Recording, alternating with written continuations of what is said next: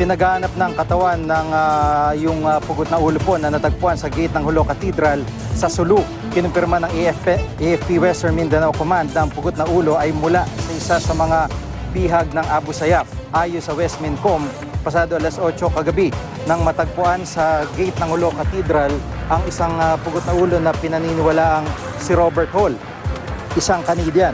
Ayon sa isang military source ng GMA News, malaki ang pagkakahawig kay Hall ng na-recover na ulo na nakabalot sa plastic. Lalo nang sinabi ng Canadian Prime Minister na si Justin Trudeau na may matibay na dahilan siya para maniwalang patay na si Hall. Nakausap na raw ni Trudeau si Pangulong Aquino. Nagpayag daw ito ng pakikiramay sa lahat ng mga Canadian. Alas 3 ang hapon kahapon nang mapaso ang deadline na ibinigay ng bandidong grupo nito lang Abril. Pinugutan din ang kababayan ni Hall na si John Ridsdale.